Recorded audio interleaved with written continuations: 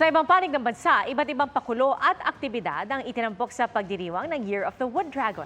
Silipin sa pagtutok ni Bernadette Reyes. Gongchi Fat Chai. Halos mapuno ng lion dancers ang stage sa makulay at maingay na pagsalubong ng Chinese New Year sa Cagayan de Oro City. May pasiklaban ng performances. Tampok din ang ilang tradisyonal na Chinese dance. May lumakad sa malaking bola. May fireworks display din. Sa Iloilo City, pumarada naman ang higanteng dragon na yan. Nagagandahan din ang mga lantern at mga disenyong dragon sa kalsada. At may hilera rin na mga nagbibenta ng Chinese food. Kinagabihan, sa saliw ng tambol, umindak ang mga nagda-dragon dance. May mga mala-Chinese cultural performance. At may puppet show pa. Spicy rin ang Chinese New Year sa Naga City. Enjoy ang mga Bicolano sa Fiestang Chinoy 2024 gaya ng cultural show at mahabang dragon parade. Sa ilang establishmento, may malaking dragon piece pa na bumubuga pa ng usok. Sa Tuguegarao, dinagsa naman ang isang mall dahil sa Lion and Dragon Dance Show. Pero sa Lawag City, sa City Hall sumayaw ang mga dragon at lion dancers. Sa Cebu City, sa Buddhist Temple naman nagdiwang ang ilang Cebuano. Sa wishing tree na ito, nakasabit ang mga papel na mga wish ng ilang bumisita ngayong Year of the Wood Dragon. Para sa GMA Integrated News, Bernadette Reyes, nakatutok 24 oras. Nakiisa rin sa pagdiriwang ng Chinese New Year sina Pangulong Bongbong Marcos at Vice President Sara Duterte.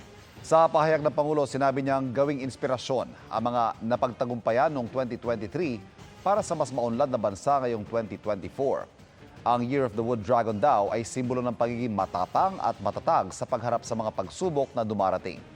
Ganyan din ang paglalarawan ni Vice President Sara Duterte sa kanyang mensahe para sa Chinese New Year. Sabay udyok sa mga mamamayan na salubungin ang bagong taon ng may bukas na puso at positibong pananaw sa buhay. Ayon naman kay Department of National Defense Secretary Gilbert Chodoro Jr., sana raw salubungin ng lahat ang taon ng may inobasyon at teknolohiya para makabuo ng matatag na nasyon. Dagdag niya, sana ay magkaroon ng respeto sa international law at sa kasagraduhan sa sovereignty at territorial integrity. Back-to-back celebration ang dinaluhan ng ilang Kapuso stars sa GMA Kapuso Mall Show sa Pampanga at Bacolod. Si Kapuso Ultimate star Jeneline Mercado, ano kaya ang balak this Valentine's kasama si Dennis Trillo? Yan ang report ni Eileen Pedreso ng GMA Regional TV 1 Western Visayas. Walang kapalit na saya ang na-experience ng Kapuso fans sa GMA Regional TV Kapuso Mall Show kasama ang cast ng GMA Prime series na Love, Die, Repeat sa Apalit, Pampanga. Present sina Zian Lim at Valine Montenegro na may sample pang ngiyang inspired sa kanyang karakter. Alam mo, iba may pakialam. Sana nangingialam!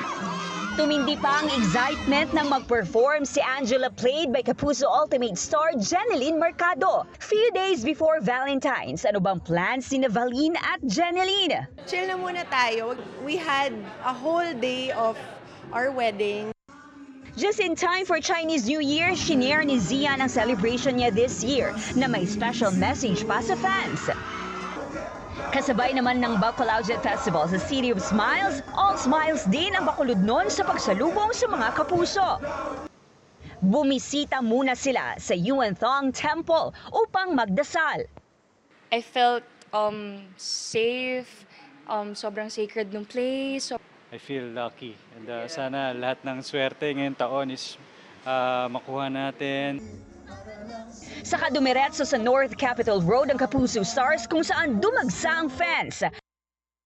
Abot kamay na performance ang inihanda ni Clea Pineda ng abot na kamay na pangarap. Hiyawan din ang sumalubong sa paglabas ng T-Bats host na si Bubay. Early Valentine's treat naman ang hatid ni Kapuso actor Jeric Gonzalez at ng panghaharana ni John Lucas ng Block Rider. Sobrang thankful ako dahil sa mainit na pagtanggap nila sa aming lahat dito. Sobrang nagpapasalamat ako sa talagang mainit na pagtanggap natin mga kapuso dito sa Bacolod. Para sa GMA Regional TV, One Western Visayas sa GMA Integrated News, Aileen Pedreso, nakatutok 24 oras.